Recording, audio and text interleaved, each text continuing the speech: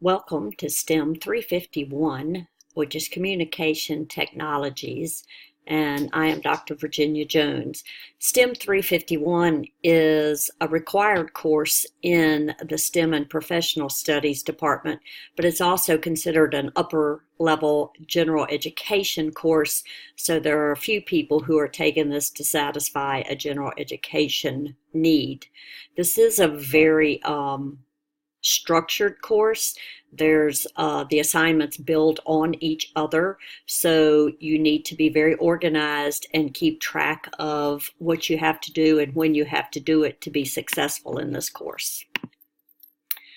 So first of all, we need to go over a few of the ways that we will do things in class. The most important things that you need to be very, very familiar with are the syllabus, the class schedule.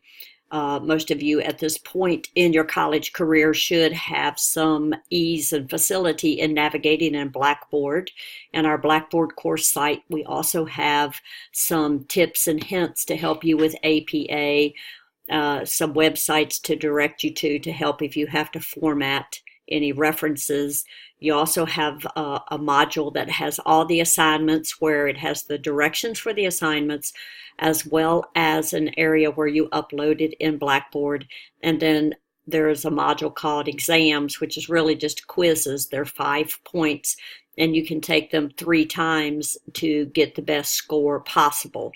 Very important information is how to get in touch with me. You see my ODU email right there.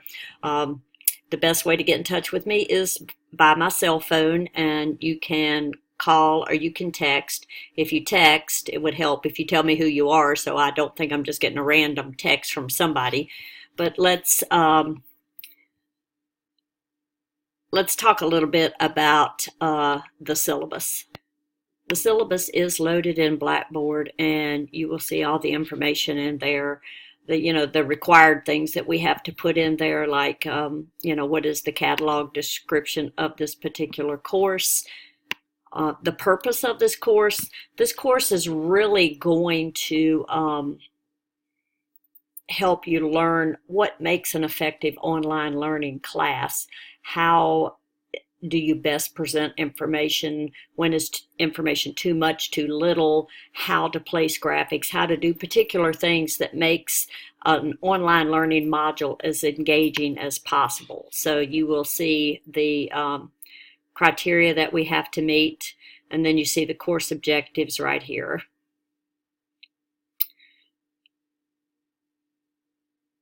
There again, you see the textbook again. The textbook should be in the bookstore. Right here where it says recommended access to the APA guide, you can get to that online, so you don't need to buy a copy of it, but you do have to make sure that you use APA, which is considered the standard for our department here at ODU. You will see your assignments right here. We're going to do some different things. One of them is called an e-learning lesson critique, and you're going to find a video that you think has an e-learning lesson in it. So you need to be very careful when you pick this, because as you can see right here, you're going to assess this one particular video 8 times. So you want to find something that has a little bit of depth to it and has some content to it, so you can look at it and really make an assessment on it. So you don't want to pick something that's on YouTube that is very, very, very simplistic. Think about classes that you've had in the past where you have videos or online learning modules. Think about YouTube videos that you've seen that teach you how to do something. Everybody goes to YouTube when they don't know how to do something in particular. Suppose you have to replace plumbing in a bathroom sink, or suppose you need to fix something on your lawnmower. Those are examples of good content types of online learning.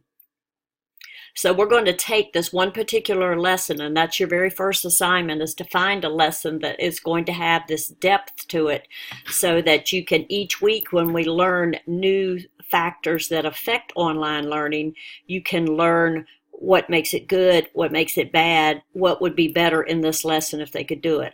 A lot of people go to lynda.com, which is also available at ODU, and take lessons out of there, certain lessons on how to use like Adobe, different things that you would do in Adobe or different things you might do in Excel. But if you have a question about what kind of video to pick, you can send me an email and I'll help guide you in the right direction. It's okay to pick one that's like how to change a tire, but you can understand that that's a very kind of finite object, so it may not have that much information in it for you to do. The second most important thing in this class are the team chapter presentations, and I will come back to this a little bit later. So the class is going to be divided up into 7 teams, and this is done randomly. So there's 4 people on each team. One team right now has 5. But you will take one chapter out of this book and your team will work together and present the learning like you are the teacher for that particular chapter using the principles that you learned that week in the chapter. The other people in the class who are not doing the presentation will do an evaluation. So you will submit 6 evaluations. You don't evaluate your own presentation, but you evaluate the other 6 that happen. And like I said, we talked about the quizzes. We'll talk about the final project, and then you have class participation. And you see on here this caveat about the team presentation. This is a very important assignment. It is a collaborative team-based activity, but every individual is equally responsible for ensuring that the project is done, and it's done in the proper format, and it's submitted on time. So the teams are assigned in Blackboard, and each team should go ahead and appoint a leader, and this is not to say that this person is in charge or this person is the one who tells everybody what to do. But even when you are in the workforce, once you've graduated and once you're out in the workforce and doing things, you have to work in teams, but there's always got to be somebody who has oversight in ensuring that all the data is collected, everything is done the way it needs to be, so that when the presentation is made, it is one cohesive unit. So you do need to pick a leader who will be the one who just basically ensures everything is put together and submitted on time. And any team member can let me know if someone's not pulling their weight, but usually the leader will be the one who knows if you don't respond to the emails from your team members, if you don't turn in your information, and the assignment is due. The assignments are due every Sunday by 6 o'clock, so that I can look at it, review it, and then upload it so the class has the next week to look at it. But if you don't turn your stuff in until Sunday afternoon, that is not fair to the other team members, and that is not being a good team player. A lot of people do not like team projects. I can't say that they're my most favorite thing to do at work, but I can tell you it is a reality. There is very little that you will do once you graduate from college that does not involve having to work with other people and make sure that one cohesive project is presented at your place of work. So this is a real world situation, but you're going to do it in a little less threatening environment, because we are not going to be as hard on you as maybe your employer would be. So this is a learning opportunity to see how you would do this under a little bit of pressure. So then this class is set up on points, and it shows you here how to determine the points. And then the rest of this is just, the basic stuff. One big important thing when you do submit one of your assignments, please submit it either as a Word document or a Pages document. Don't submit it as a PDF if at all possible, because Blackboard has something called an inline grader, so I can grade Word documents and Pages documents in Blackboard. But if it's a PDF, I have to download it and then, grade it offline and then upload it back up again. The rest of the syllabus just has university policies and things like that. Most important thing that I do want you to know, because this is very, very important, Late work is not acceptable because, again, this is training for life after college. If you have a project that is due to your boss, it has to be turned in on time. It's not accepted unless something catastrophic has happened in your life. You know, if you have a doctor's note, if you got really sick and got the flu or something happened, you broke your arm, whatever it could be, but it has to be a truly verifiable emergency before you can submit something late.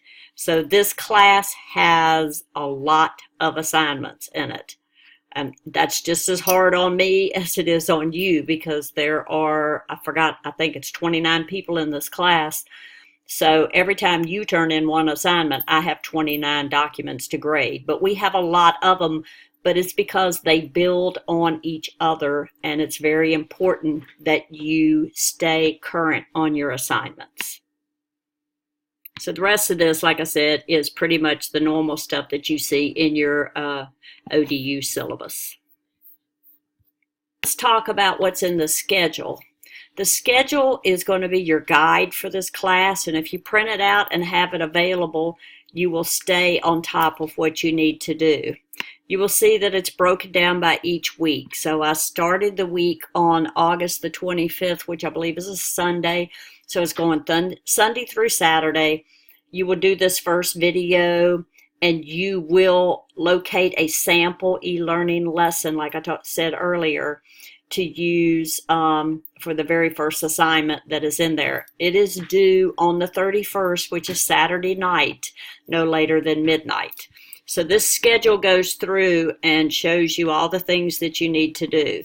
You'll see the first quiz right here is also due this week. It's going to be due by September the 7th. Everything's due by that Saturday, no later than midnight. So you have a critique and a quiz that is due.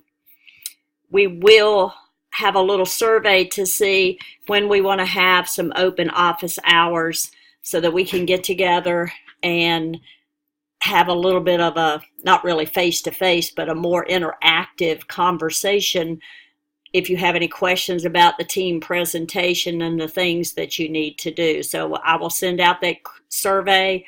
If you don't participate in the survey, and I only have 4 or 5 people participate, then I will have office hours based on their selection. And if you're at work and you miss it, you know, you have no recourse because you didn't bother to fill it out. So when I give you an option to pick a date and time that suits your schedule best, be diligent in thinking about what it is that you really need to do. So this will go week by week through the class and tell you what you need to do. You'll see the first team presentation is due that Sunday, September 15th. So team number 4, you're on deck quick. You have to do this quickly. You only have a couple of weeks to get yours together.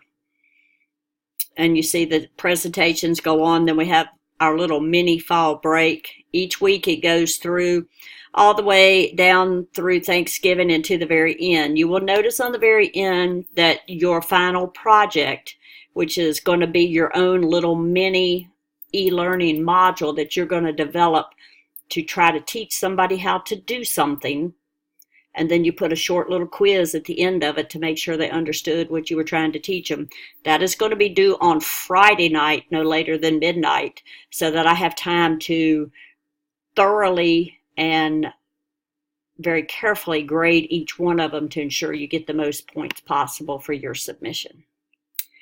Also, at the end of this schedule, I have all the assignments listed out. They are inside of Blackboard under the assignments, but here is a Word copy of the assignments that you can print out. And this is the one where it says this is where you have to pick an assignment and choose it wisely. So this has all 8 of the assignments that you have to do, and it has the information so that you will know exactly what's expected for each week. Last but not least, this is the teams document, and this will tell you who is on each team. So you can see the team for Chapter 4 right here has 4 people, the team for Chapter 5, and each team goes through. We got 6, 7, 8, 9, 10. So what I recommend you do is look at the schedule and see, maybe you're on team 7 and you find out that because of your job or because of something else that is happening, this will be really hard for you to be able to get this done. So if you look at this now, and you can determine that this might be a conflict, we might be able to switch you to a different team at a different time. But this has to be done early because, like I said, poor old Team 4, they are the very first ones and they have to have theirs ready by September 15th. So we can't change too much once class starts. But this will also be posted in Blackboard, so be sure that you look at it and know when your team is who's on your team. Also in Blackboard, there's a thing called groups. So if you click on groups, you have your own little area where you can email each other, send files back and forth, and share information. So it's kind of like your own little collaborative work site that you can talk to each other. Well, this is a little bit more information about the teams. I told you the assignments are in Blackboard, and each team will collaborate on the chapter and provide a basic e-learning presentation for the rest of the class. Now, the modality for presenting this is totally up to the team. Some people are very skilled at doing things like this and they use fancier products. Most people rely on PowerPoint. Although we moan and groan about we get tired of looking at PowerPoint, it is the easiest one to manipulate, the easiest one to use. So you want to make sure that when you do your PowerPoint that you try to include narration, because we will learn in this class that narration and having some type of web presence is very important for the learner because it helps them engage. And I also talked about the office hours, and I will have that posted where you can take the survey so we can determine if we can meet one night or 2 nights and the times that we need to meet. The text for this class is E-Learning and the Science of Instruction by Ruth Clark and Richard Mayer. So what is e-learning? Our text defines this as instruction that's delivered on a digital device that is intended to support learning.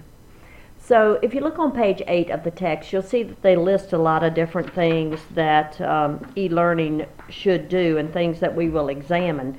E-learning can be synchronous, asynchronous, it can be a blended class, it can use the internet. It can be professional training you receive on the job, which might use the intranet or be cloud-based. E-learning, especially today, uses a lot of media elements. It can also use learner collaboration, where a synchronous class might have breakout rooms, or asynchronous may use online quizzes or discussion boards. But basically, e-learning is to help develop a skill for individual learning or organizational performance goals. So as you can see from the definition that we talked about, there are 3 major elements that should be included in e-learning: the what, the how, and the why. E-learning should include content, obviously, the information presented with a technique or an instructional method to help the learners learn the content. How e-learning is presented is by different digital devices in any format. It's the E of the e-learning. And the why. Why do we do e-learning? Because we want to help learners achieve personal learning objectives. So is e-learning better than traditional learning? This is something that has been discussed for many years since e-learning began. Computer-based training started back in the 60s and was used quite frequently.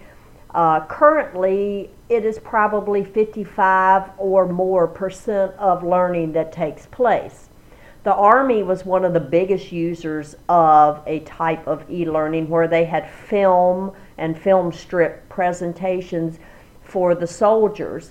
And they did a research study and they decided that using this modality provided better learning results than having actual classroom instruction. But research from different years, 94, 98, 2001, 2004, and on, shows what they call achievement effect sizes, which is something we'll talk about later in this course. But this research basically compared electronic distance education, which is what they used to call e-learning, to traditional classroom education. So you see, when you look at effect size, the thing that you see is that most of the results cluster right here, so that the effect size right here from 0, there's not much deviation, less than 1/4 of a percentage point. So the thing that we want to remember about e-learning is when the instructional method remains essentially the same, so does the learning, no matter which medium you use. So no matter whether you do it with e-learning or face-to-face, as long as the instruction is essentially the same, students will learn. So what are some of the promises of e-learning? E-learning offers customized training and instruction. If you think about it, we mean that this is where you can tailor the content and the methods and the way that you navigate through the program based on the need of individual learners. Think about programs where you learn how to use a new software program, or where you learn to do something. Maybe you've seen a YouTube video. That would be a most current type of informal e-learning, where you want to learn how to replace maybe the spigot in your bathroom sink, and you can find a YouTube video to help you learn that. Another promise of e-learning is the engagement, because we know all learning requires engagement, but in e-learning we have two types of engagement that happen. We have behavioral engagement, which means it's an overt action that a learner takes during instruction. So some of this is, you pressing the forward arrow, typing an answer, clicking in an option, or doing different things that require interaction on the part of the learner. Psychological engagement means the cognitive processing of the content in a way that helps the learner acquire new skills and new knowledge. Another promise of e-learning is multimedia, and we are all aware that multimedia has really changed the face of e-learning. We have text, we have audio, you can incorporate videos, we have Prezi, we have so many different ways to bring about e-learning using different multimedia tactics. So it's really been a big bonus to e-learning to have the use of multimedia. Acceleration of expertise is something that we don't always think about, but historically, for you to become an expert in an area, it usually took you about 10 years to become an expert at a certain skill or craft. And in some workplaces, you may not always get the opportunity to fine-tune those skills and develop the skills that you need, because you don't always have the opportunity to do this. So having simulations and opportunities where you can do the work in a simulated e-environment has helped people gain more expertise. And then the last is digital games, and we know that digital games came on the scene of e-learning with a little bit of controversy attached to them, because a lot of professors and public educators thought that we didn't want to turn education into a game for students. We weren't there to provide entertainment. But new research has shown that gaming actually helps learners engage, and it helps them think more critically and develop skills. Some of the characteristics of games is that they have rules in a simulated system. They respond to the player when the player makes a move. It is challenging. It is cumulative, so you achieve different levels or you reach certain areas towards your goal. And above all, it's very inviting because it offers appeal and interest to the user. So these are all things that we like about e-learning. Now, pitfalls of e-learning, too much of a good thing. Sometimes we have a tendency to want to overdo this, so we don't want to have every flash and every bang and every picture and every animation you can. If you can think back when people used to use PowerPoint and they would have every animation possible on the presentation, and people would sit there and go, really, I cannot stand this. So that's too much of a good thing. And we want to be conscious of that. You've got to find that sweet spot where it's just enough to engage, but not too much to distract from the learning process. So the second one ties into this, not enough of a good thing. You don't want to have just a wall of words, not just text. You have to have things that engage the learner in different ways. Another problem with e-learning is losing sight of the goal.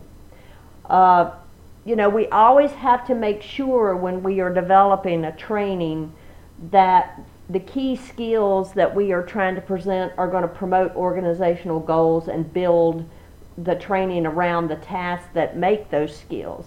Sometimes as technologists, we get caught up with the technology and want to do learning based on whatever's the latest craze in technology. So we have to be very careful and make sure that we use the technology that will best leverage the learning of the people we are presenting it to. And the last pitfall is discovery learning, because we all know how easy it is to discover and learn things on the internet. In fact, Google is now a verb, because if you need any information, you don't look it up the way you used to. You just go Google it and find out information. So one lesson we've learned from this is that pure discovery learning rarely works. We still have to have some structure that's going to provide appropriate guidance for our learners. So we have two major guidelines that apply to e-learning, and we have to decide what type of e-learning we are seeking to provide our learners. One is to inform. We're just presenting information. We're just saying this is, something about the history, a historical thing, a new product, features of a new product. Or is this something that's going to have perform, something that they need to have procedural skills to understand? If you look on page 19, you'll see table 1.1 gives you a nice little chart of this. So when we talk about two types of performance goals, they fall into two different categories, and we call them near and far transfer. Which sounds a little different at first, but when you think about it, it makes sense. You have what's called a procedural performance goal, and that promotes near transfer. And what that is something like if you're learning a new software product, because there's usually one correct way to perform that skill, so it's pretty lockstep in what you learn. You learn that this is the way you do it always. Strategic is considered the type of promotes the transfer of far transfer, because this is more general, it's more strategic, it's multiple ways to achieve a particular outcome. And examples of this would be when people have to use their own judgment, so they're learning soft skills, supervision, or management skills in a type of training. We also have e-learning architecture that we need to be aware of. And although all e-learning is delivered on a particular digital device, different courses reflect different assumptions of learning, which we introduce here and describe. So we have different types of architecture based on learning assumptions. So we have receptive, where you're acquiring information; directive, where you're trying to strengthen your responses and your skills; or guided discovery, which we talked about a little bit as a promise of e-learning, where you construct knowledge in a guided way. Now, these architectures also deal with the levels of interaction learners have with the learning, and there is a table 1-2 on page 21 that you can look at. But receptive has low behavioral engagement, directive has medium, and guided discovery has high. So what does this mean? When you have receptive architecture, it means you have very low engagement. So this goes back to your types of training where you're just presenting a new product, or you're just giving a history of something. You're just giving them information with few opportunities for them to respond. Directive uses the classic training example we all understand, where they give you an explanation, give you an example, question, and then feedback. Guided discovery often is in the simulations, but it's where learners perform the task while they're still receiving guidance from the program. And this encourages both behavioral and psychological engagement. So what is effective courseware? This is the intent of our learning and discovery in this course. So we want to talk about what's really going to make our training modules that we develop effective for our learners. So we have three overarching constructs for effective courseware. One is our training goals. We need to make sure that our goals or our intended outcomes, they will influence what kind of courseware you want to use, and that you have to make sure that the guidelines that you use to develop your goals are appropriate for what you want the learners to learn. You have to make sure that you are conscious of the visuals, the narration, and the text that you use to present the information, because you want to help your learners achieve skills. You also need to be aware of learner differences. Lessons should include instructional methods appropriate to learner characteristics. Something that is very important to understand is learners' prior knowledge of course content, because that exerts the most influence on how much people will actually learn from the training. Learners with little knowledge will benefit from different instructional strategies than learners who are relatively experienced. For this course, we're mostly going to talk about guidelines that we use for adult learners who are new to this type of course content. And the last factor that we want to talk about is the context. And that includes such issues as technical constraints of the delivery platform that you're using, the network, the authoring software, the policies related to the learning management systems that your learners might be using, cultural factors in the institutions, such as the acceptance of and routine familiarity with technology, and then different restraints such as those related to budget, time, and management expectations. There are a lot of things that you have to consider, and sometimes you have to let those be your basic guidelines when you're developing your learning.